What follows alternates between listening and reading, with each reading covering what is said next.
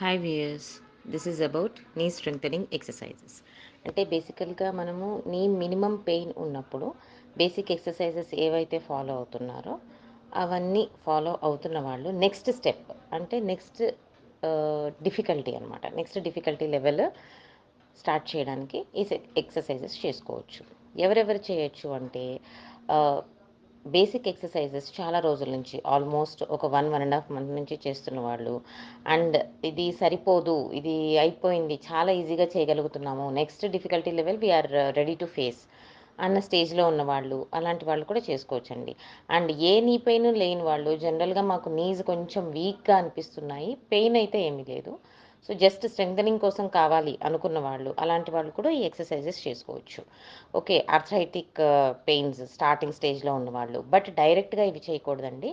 ఎప్పుడైతే నీ ఆర్థరైటిస్ అని మీకు డయాగ్నోజ్ అయిందో అప్పుడు బేసిక్ ఎక్సర్సైజెస్ కొన్ని రోజులు చేసిన తర్వాత then you have to start these set of exercises అనమాట.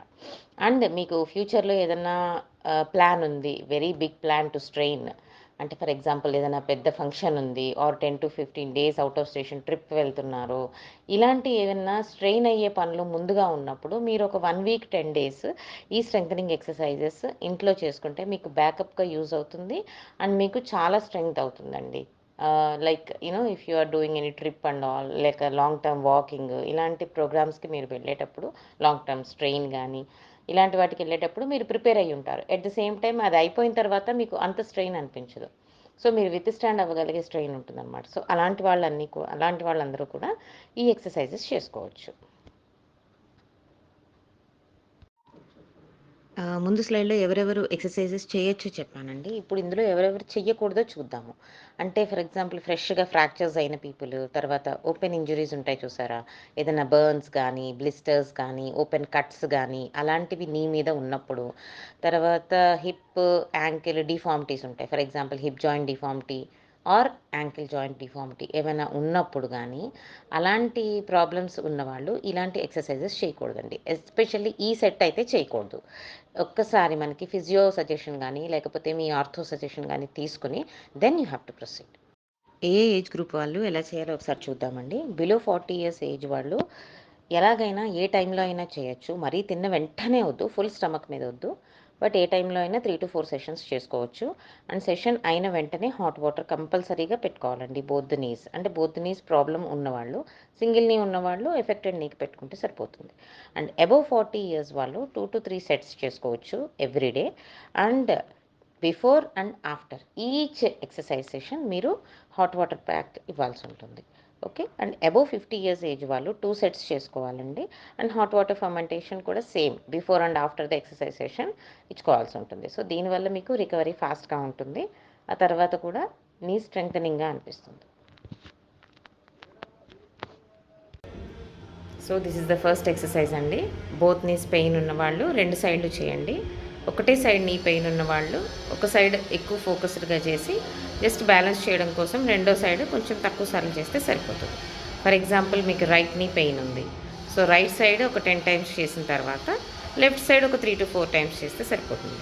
సో ఇప్పుడు డీటెయిల్గా చూద్దాం ఎలా చేయాలి అనేది. First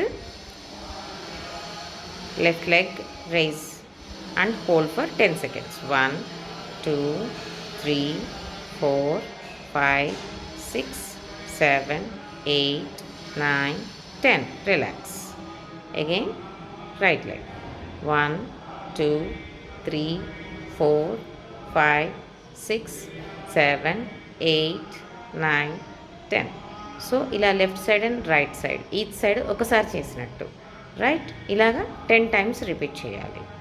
Okay, this is the second exercise అండి. Raise your leg and take away from your body. Okay, so observe it slowly. Knee joint బెడ్కి touch అవ్వకూడదు. And hold it for 10 seconds and again relax. See for the right leg. 1, 2, 3, 4, 5, 6, 7, 8, 9, 10. Again come back and relax. Okay, this is the second exercise.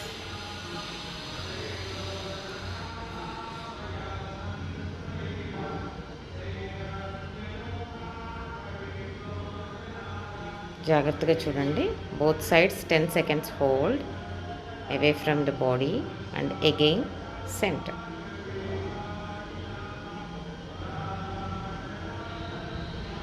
This is the third exercise అండి. This is called cycling, supine cycling అనమాట. పడుకొని bed మీద just you have to rotate your both the legs. బెడ్కి touch అవ్వకూడదు feet రెండు కూడా. So keep on doing this for 20 times at a stretch. Next exercise అండి. ఇలా హై సిట్టింగ్లో కూర్చోవాలి మీరు. సో మీ కాళ్ళు షుడెంట్ టచ్ ది గ్రౌండ్ అనమాట. గ్రౌండ్కి టచ్ అవ్వకుండా ఇలా గాల్లో హ్యాంగ్ అవుతూ ఉండాలి. Now slowly start each side అనమాట. ఇప్పుడు చూడండి, లెగ్ రైజ్ చేసిన తర్వాత ఫుట్ ముందుకు తీసుకుని హోల్డ్ ఫర్ 10 seconds అండ్ స్లోగా అగైన్ డౌన్. హ్యాండ్స్ చూడండి, బెడ్ మీద ప్రెస్ చేయడం కానీ సైడ్ హ్యాండ్స్ మీద వెయిట్ పెట్టడం కానీ చేయకూడదు. ల్యాప్లో అలాగా రిలాక్స్డ్గా పెట్టుకోవాలి హ్యాండ్స్. రైజ్ చేసిన తర్వాత ఫుట్ స్ట్రైట్గా ఉండాలి. Then you have to count 10 numbers. Slowly you have to down again. So this is the position. 1, 2, 3, 4, 5, 6, 7, 8, 9, 10. Okay, so repeat this 10 times each side. Okay, for both knees pain.